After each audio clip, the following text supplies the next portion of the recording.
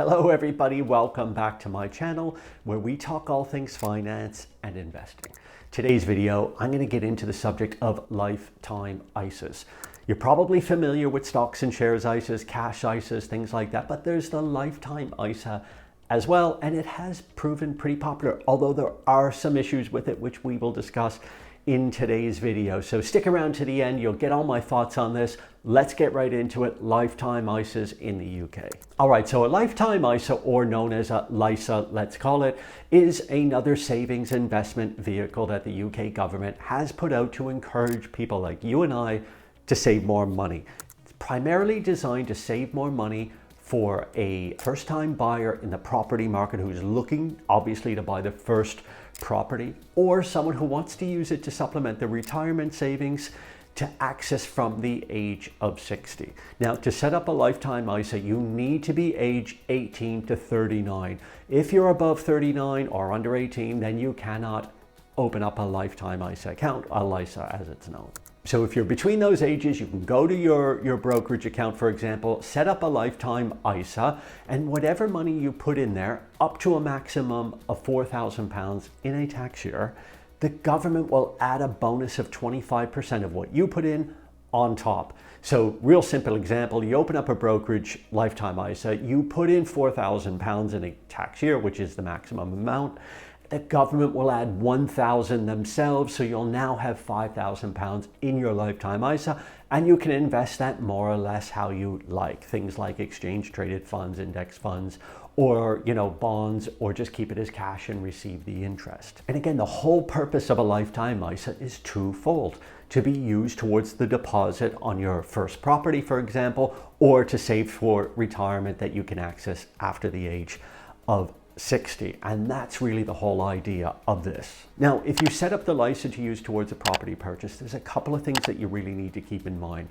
The first thing is you must have had the ISA and funded it for at least 12 months before you could withdraw the money to use towards the property purchase.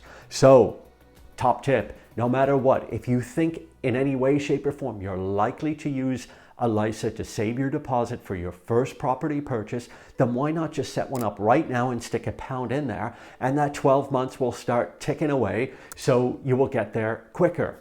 At least like that, it's all open and the clock is running and you're more likely to hit the 12 months. So I would recommend that you do that just to get things going. Now, the lifetime ISA for the purpose of a first-time property buyer has one other caveat to it. And that is the property price can only be up to £450,000. Now, depending on where you're located in the UK, that may not be an issue at all. But if you're in London, well, that could come into play. And it is something worth keeping in mind for sure. Now, one thing to know as well, if you take out the money for anything other than a purchase of a first-time property or retirement at age 60, so you can take it out beforehand if you want to, but, and it's a big but, you're going to be subject to a 25% penalty on the full amount, not just what the government put in, for example, the full amount. So this could actually cost you money if you take the money out for any other reason other than the first-time property purchase, or you're at the age 60. So this is a buyer beware warning. The problem with this is, of course, when people like you and me hear this, you get a little bit scared. You think, well, what if I need the money? I don't want to pay a penalty, but there's no way around it. If you take it out for any of those reasons, you're going to pay 25% of the value that you take out. Imagine you open it up for a year, you put in your £4,000, the government adds 1,000 in, so you now have a LISA worth £5,000. But something changes and all of a sudden you need that money and you're not yet 60, for example. Well, you're going to withdraw the 5,000, the government is going to take 25% of that 5,000 back. So when you do the math, you're actually getting hit for more of a penalty than the 1,000 that the government put in. So when you take £5,000 and pay out the 25% penalty, then you're left with £3,750. So that means £250 come out of your own pocket, and that is not good at all. So bear that in mind for sure when it comes to you thinking about whether or not to do a LISA. So that brings me back to the property purchase and the threshold of £450,000.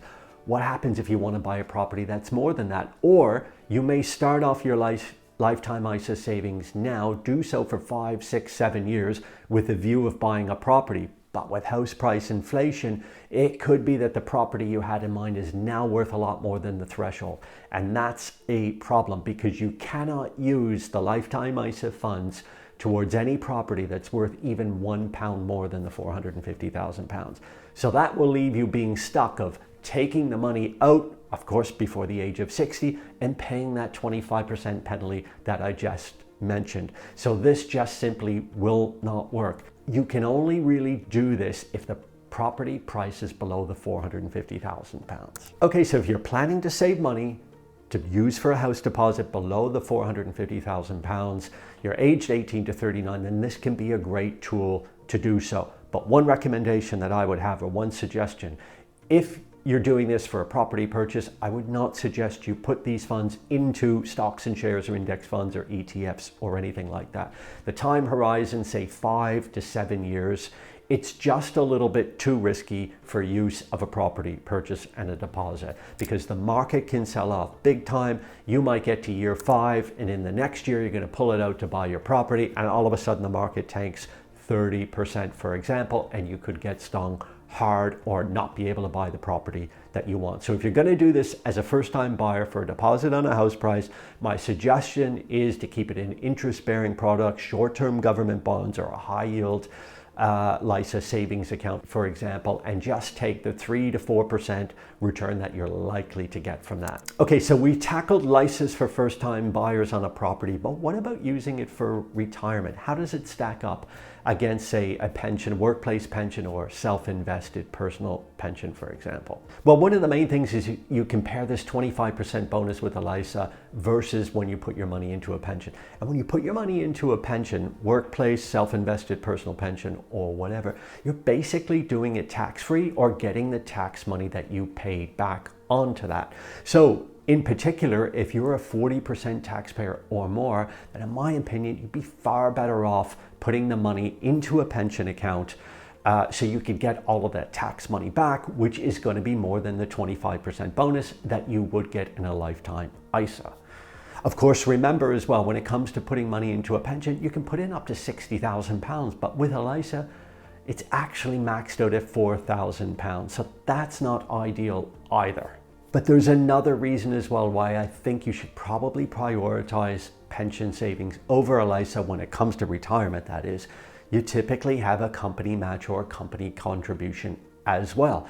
And if your company will match your pension contributions up to a certain percentage, as some will do, 5, 8, even 10%, then you're far better off prioritizing that because you're effectively doubling your money to take hold of the company match in the contribution. So I would definitely suggest that you prioritize the pension in that case.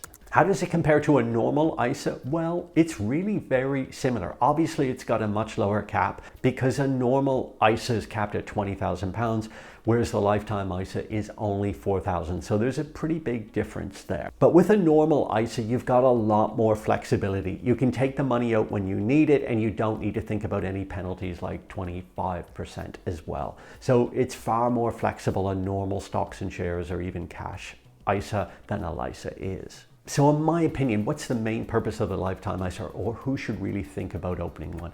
For me, I think I would use it if I was starting all over again, purely to save money as a first-time property purchase. I would use my pension for my retirement, and I would use a LISA to save up money if I wanted to put down a deposit on a house. I really think that's what it's used for, provided I have with certainty and I know for sure that that property price is going to be less than the £450,000 threshold. You could still use it for retirement, and I get it. You could put the money away, you get the 25% top up, and as long as you're aware that it's going to be there until you're 60, you can't take it back without paying the penalty, then it could still be useful as well for a retirement savings vehicle. But I would definitely prioritize the pension on this one, just to max out all the other benefits like tax relief and the company match, company pension contributions. If you are going to use a lifetime ISA for retirement, then just keep in mind the different type of returns that you would get, whether you keep it in cash or you invest it in the stock market. I did a video recently on how to be an ISA millionaire, where I've run all the numbers versus cash versus FTSE 100 global stocks and the S&P 500. So I'll put a link to that one in the description. And if you're considering doing this for your retirement, then maybe watch that video so you can get an idea what the different returns are for long-term investing and how that'll impact the amount you would have later on in life, 20, 30 years ahead, for example. So that's my video on lifetime ISAs. I hope you liked the video. If you did, hit that like button, subscribe to my channel if you haven't already done so. Leave me a comment, tell me what you think of ISAs. Do you use one? Are you going to open up one? Or anything else that's on your mind, or any other videos that you'd like to see me do. As I mentioned, I did a video on how to be an ISA millionaire. So if you're thinking on this stuff, you really got to get the numbers clear in your head before you make the decisions, and you'll see the power of long-term compounding. So I'll put a link to that video up there, how to be an ISA millionaire. I'll see you over there. And as always, I wish you nothing but the best about your savings and investment journey.